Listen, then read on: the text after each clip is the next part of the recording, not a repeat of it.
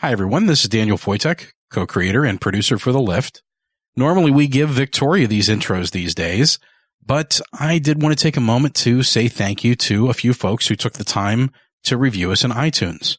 I always feel that if you take the time to go into iTunes and give us a review, I should take the time to read them on the show and say thank you. So we have 3 since the last time we put a show out.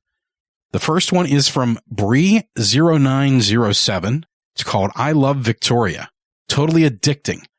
Was a little leery with the first episode, but got super hooked when I realized Victoria is good. Keep up the great work and storytelling. Thanks for that. This one's a lot of fun. This is from Dick Butkus. Fan-friggin-tastic. I love this podcast and came upon it through the Wicked Library. I don't write many reviews, but Victoria and her lift have me hooked. I love the fact that each week is a new writer with a new story that weaves its way into Victoria's web. I binged the whole series in 2 days, and I am hungry for more. It's always a pleasant surprise to see that one near the lift in my podcasts, indicating a new episode. I have found myself asking WWVD in certain situations in my life, and I find myself wishing, yet fearing, that I may stumble upon that dilapidated building and hear that faint echo of a giggle. Do yourself a favor and just subscribe. You won't be disappointed. That's awesome. I love that we've created WWVD. What would Victoria do? That's tremendous. So thanks for taking the time to share that. That's awesome. And the last one is from Dodger Blue Forever 82. Great podcast. Very entertaining. Great podcast. Doesn't take many words to make me happy. I'm glad everybody's enjoying the show.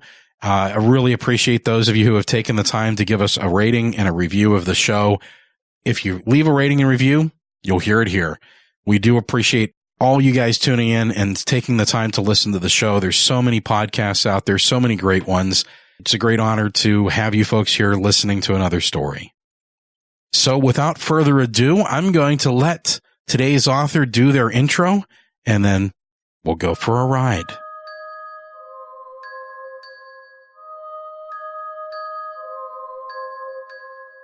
Hi, this is Chuck Rackage, and I'm the writer for today's episode of The Lift, Crosshairs. If you enjoy the story, you can find more of my work at the Wicked Library and another episode on The Lift. Find more episodes of The Lift at victoriaslift.com.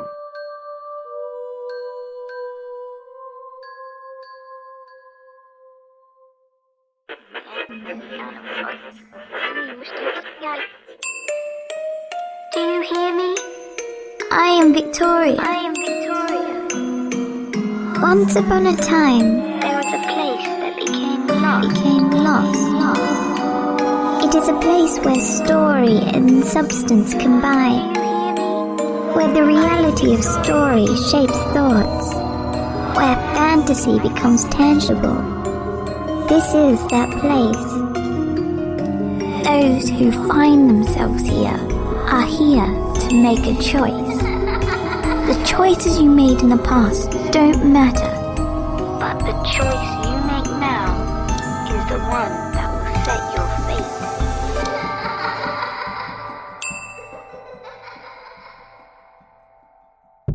The Amtrak conductor had no idea there was a telescopic sight centered on his forehead, nor that a woman's latex-gloved finger rested snugly on the trigger of the illegally modified Colt AR-15 rifle supporting the scope.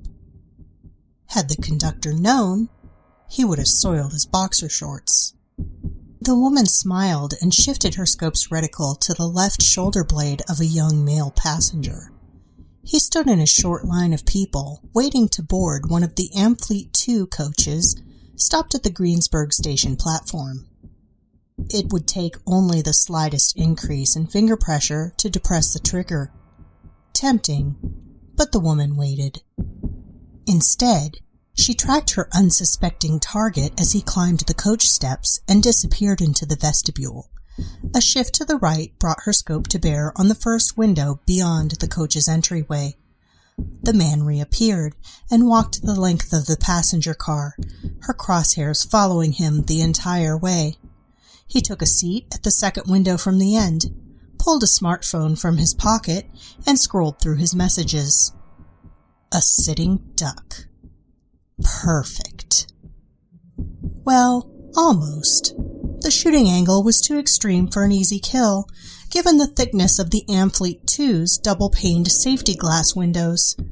No, she'd wait until the coach moved past her hidden rooftop vantage point.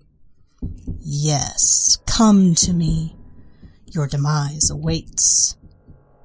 As an added bonus, there was no wind compensation needed. Excellent.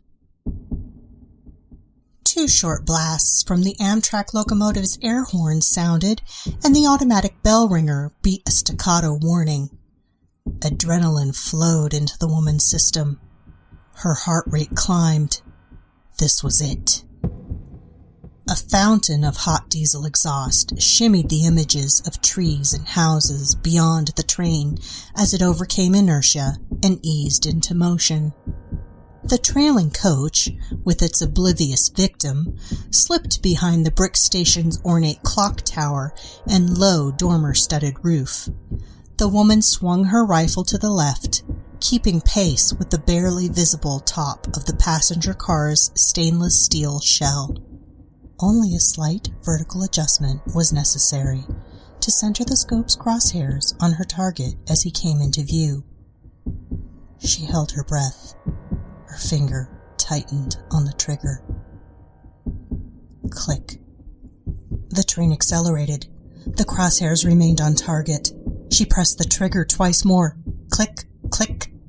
The train retreated westbound, its diesel engine roar echoing and fading in the distance. The anonymous young man had no idea how lucky he was. The woman smiled. In her mind, the imaginary trio of 3 round bursts easily shattered the Amfleet 2's window and pulverized her random test victim's head into a bloody spray of torn flesh, bone fragments, and gray matter gore. A perfect rehearsal. The woman stood up from her rooftop perch above the university's Performing Arts Center. She hid the rifle in a waterproof bag and duct-taped it behind a vent pipe. Tomorrow she would return and her real target would suffer a richly deserved death. She removed the gloves and her Nikes, slipped into a pair of red high heels, retrieved her matching Italian shoulder bag and a now empty viola case. Opening the roof access door, she descended a narrow stairway to the building's top floor. Classical music drifted into the stairwell. The first of 2 days of auditions for the local symphony orchestra was still in progress. She opened the hallway door a crack to check for traffic. Good. The 3rd floor was deserted. Everyone would be clustered in or near the concert hall 2 floors down, listening to aspiring musicians. After walking a couple of yards, she spotted an elevator that had escaped her notice on previous reconnaissance trips to the building. The tarnished brass sliding door was rather odd-looking, much older in appearance than the surrounding decor. Perhaps it was a freight elevator, or one strictly limited to employee use. She felt a strange, overpowering urge to press the single black Bakelite call button.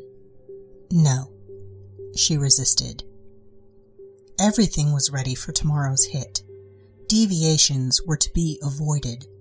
She must keep to schedule, follow the chosen route, and exit the center as planned. Before she could turn and walk away, a bell chimed. The brass door slid open, revealing a little girl with a ghostly pale complexion and curly blonde hair. She wore a frilly purple dress that looked like a costume from the early 1900s. Perhaps they were also auditioning for a play or a musical, like Annie. Yes, that had to be it. The young child held an antique wooden music box in her hands. She smiled a smile devoid of warmth and glanced down at the box. After giving the exposed brass hand crank several turns, she looked up at the woman, staring with green eyes that almost seemed to glow. Opening her perfect little bow of a mouth, the child said, "Would you like to go for a ride?" As if in a daze, the woman obeyed and stepped into the elevator. The door slid closed. All she could think of was how the little girl's upper-class English accent made her sound older and wiser than a little girl had any right to sound. Pompous Englander brat. The child giggled, pushed one of 9 buttons, and said, "7th story." 7? But this building only has 3. She giggled again and raised the music box lid. No tune issued from its wooden confines. Instead, a dazzling white light burst forth.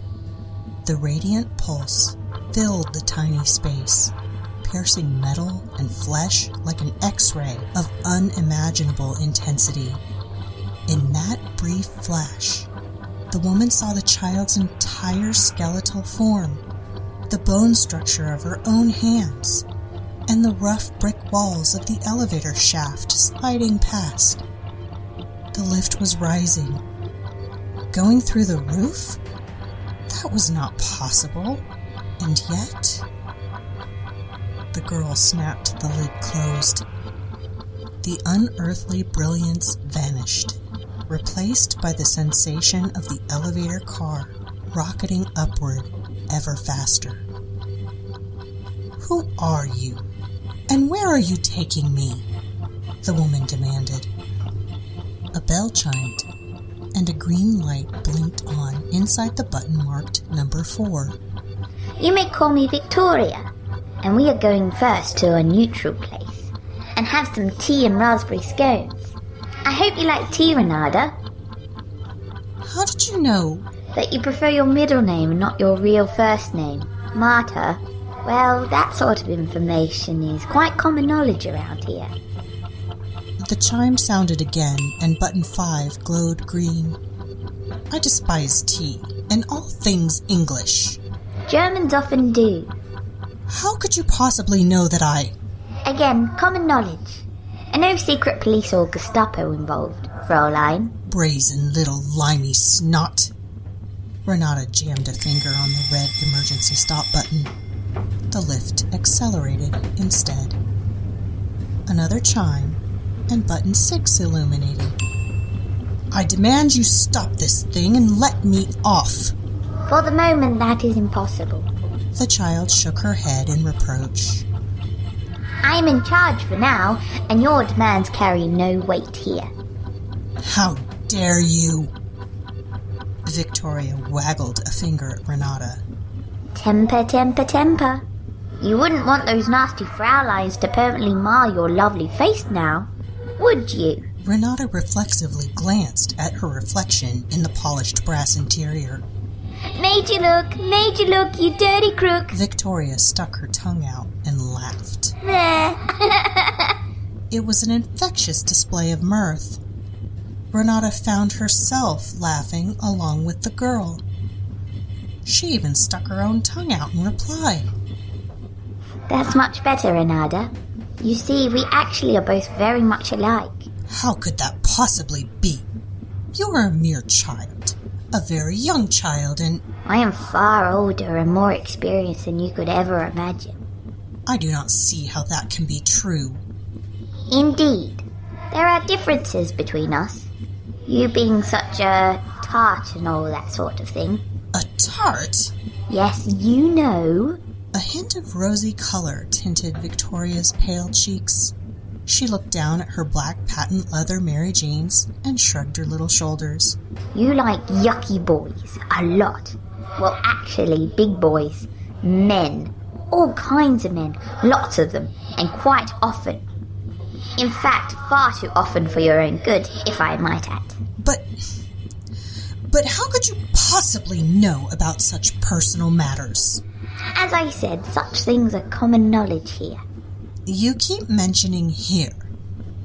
Just what sort of place is this, and how did I get here?" It is simply where you need to be for the present. And that is the most I can tell you. A chime announced the 7th floor. There was no sensation of having come to a stop. Victoria pressed a button, and the door slid open, revealing a vast, empty room with 3 doors on the far wall. Each door had a word painted on it in white script. One read, Revenge. The next, Reconcile. The last, Regret. Here we are on the 7th story. Since you despise tea and all things English, we shall get right down to the business at hand. The girl walked out onto the barren floor and turned and beckoned to Renata. Come along now. You wouldn't want to spend eternity in some old rickety lift, would you? Lift? Yes, the lift, silly. Or elevator, as the Americans insist on calling them. Follow me, please. Victoria skipped across the dusty floorboards, her footfalls silent, yet somehow echoing, dreamlike, in the distance. You must hurry, there are choices to be made. What sort of choices? Renata asked, as she stepped warily into the vacant room. Each hesitant click of her stiletto heels was matched, step for step, by a reverberating creak from the ancient hardwood floor. Choices to be made today for tomorrow, and tomorrow for yesterday, and both for eternity. Why must you speak to me in riddles, little girl? It is most annoying. Victoria stopped, faced Renata, and grinned, showing rows of perfect little white teeth between her perfect little lips. Silly old tart, you just answered your own question. Such impertinence, and how dare you call me old? I am only 35. Renata thrust her magnificent chest forward as her hands traced the outline of the red knit dress clinging to her hourglass figure. Is this not the supple body of a woman in her physical prime? Men have willingly died for this, she said, stomping an imported high-heel pump on the floor for emphasis. A bit full of ourselves, aren't we? Victoria put both hands on her hips, leaned forward, and silently stomped her own little foot. Traipsing around from bed to bed as you do, you've spent enough time on your back to paint the Sistine Chapel 3 times over. She giggled and winked at Renata. Tarty tart tart. Barely able to restrain giggling herself, Renata crouched to stare directly into Victoria's haunting green eyes. What am I to make of you, little girl? One moment I am furious with you, and the next I cannot help but laugh with you at myself. Victoria grew somber. You and I are very much alike. We are both at a time and place. This is neither your era or mine. Please, no more riddles. I am a prisoner, tied to my past, bound to this decrepit old 9-story building. Victoria's shoulders heaved with her forlorn sigh. But I died long ago, and you have not. At least for now. Although you should have, and eventually will of old age. That is why your case is so unusual. Far more than those normally seen here. And what do you suppose intervened to cause this? Your past was interrupted by a chance discovery of a lost time machine, and the man who made it. Yes, Gregory. Renata's voice sharpened to a knife's edge. I despise him. Why, he even had the temerity to reject my... He rejected your tantalizing torrent of titillating advances. Precisely. But I am surprised you did not say tarty again. Fooled ya, I fooled ya. Victoria did a little hop and skip victory dance around Renata. Stop that immediately. You certainly are a sexy siren, but we both know his rejection isn't the real reason you seek his death. For a woman of my reputation and skills, that is sufficient motive. Liar, liar, brother of fire. Enough. Renata stood, crossed her arms, and gave Victoria a stern glance. Mind your manners, child. By the way, I have found they are called bras here in the 21st century. And that's not the only thing you discovered about the future, is it? I have no idea what you mean, Renata lied, and glanced at the 3 doors. The white lettering on them had faded. Worse, the order of the words had changed. Regret, revenge, reconcile. You learned that all kinds of new things, amazing, unprecedented and deadly things. Things of interest to your government, only your government no longer exists. Foolish words from a child. Germany exists, now and forever. It is the backbone of the common market, the powerhouse of the modern EU. Not that government, silly, the other one. From the corner of her eye, Renata startled at seeing the words on the doors change completely. Reorder, restriction, and repression. A woman chancellor now leads the only... Someone has conveniently forgotten a piece of history, haven't they? You have no idea what you are... Come, Renata, admit it. Your leader was a horrid little man with the bad hair and black Charlie Chaplin moustache. He beguiled the masses and ruled with the aid of his thuggish followers. Those mindless goons with their old wretched stiff-arm salutes and silly goose-step marching. Victoria raised her right arm and paraded around Renata in mock tribute. I was never a member of the Nazi Party. Victoria came to a halt.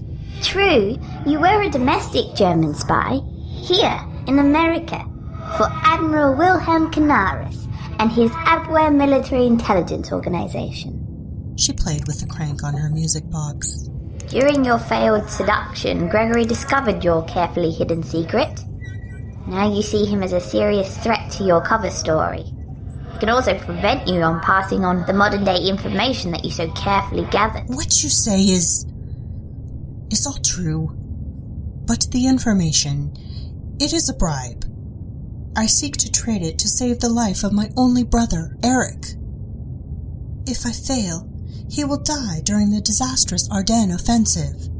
I know this from modern history books and research on that interwebnets thing. Suppose I told you that Eric didn't die in the battle, but was murdered during the battle. But how could you possibly... Aha!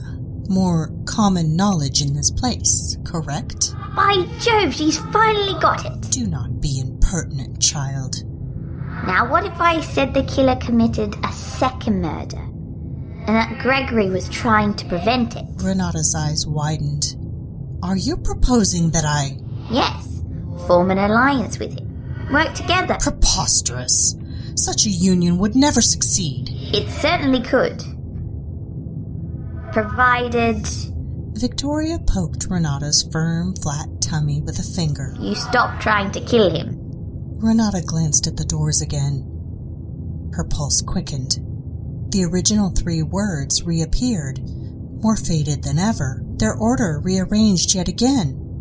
Regret, reconcile, and revenge. Suppose he refuses to... She turned toward Victoria and gasped. The little girl had vanished. Wait! Come back! Renata took several stumbling steps toward the doors and stopped. All traces of the white lettering had also vanished. How can I possibly know which door to choose? She hollered into the dark emptiness. Victoria's disembodied voice replied. All right. Here is a clue just for you. It no longer matters to your target of choice. But as for you, you better think twice. The child's laughter echoed and re-echoed. Just go, now! Renata grabbed the middle door's tarnished brass doorknob and turned it. She hesitated a moment, then flung the cracked and stained wooden door open. "Excuse us, please," said a tux and evening gown dressed couple as they hurried past Renata. Bewildered, she watched the man and woman hustle through a glass doorway and disappear into a throng of patrons in the Performing Arts Center street-level lobby. It was nighttime. The cool air made Renata shiver as she walked across the street. A family of 3 passed by. A little dark-haired girl skipped along between her parents, holding their hands. The child was humming and singing the words, "Tomorrow, tomorrow." Renata's eyes followed the family as they walked into the lobby. A sign next to the door proclaimed tonight's event was the Broadway musical Annie. Below that, a poster announced next week's entertainment, The Diary of Anne Frank, a drama. Renata hurried toward the parking lot a block away. Her hands visibly shook as she reached into her purse for her car keys. She opened the driver's side door of the borrowed red Miata and paused. Glancing back at the theater entrance, she knew she had to remove the gun, but there were too many people around now. It would have to wait until tomorrow.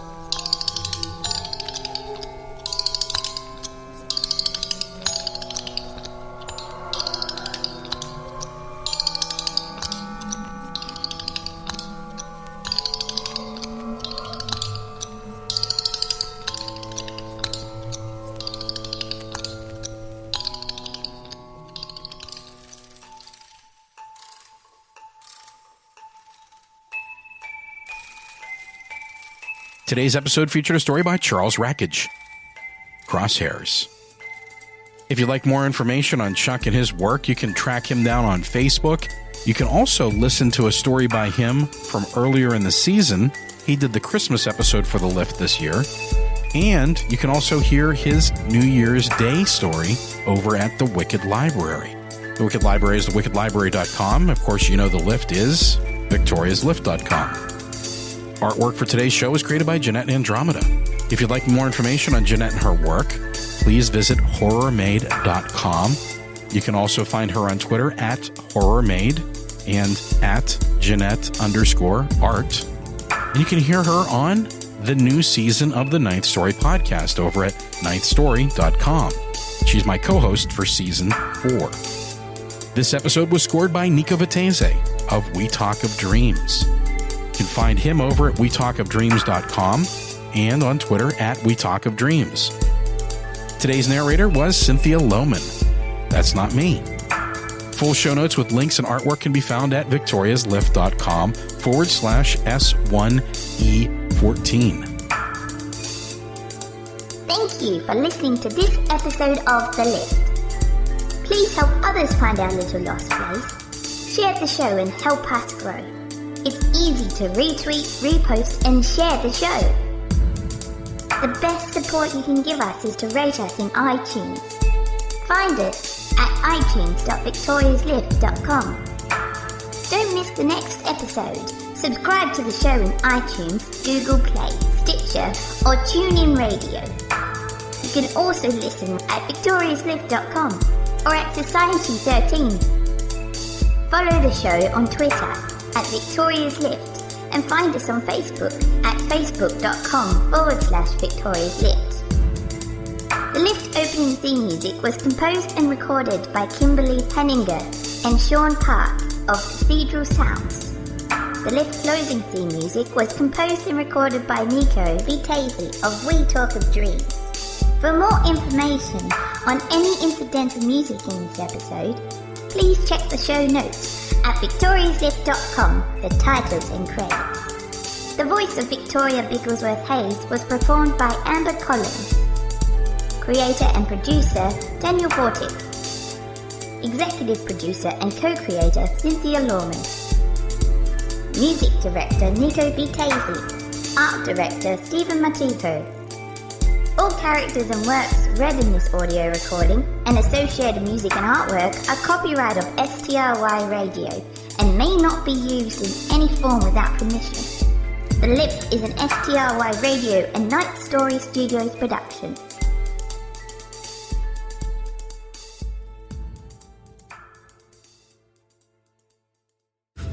Societies rise and societies fall.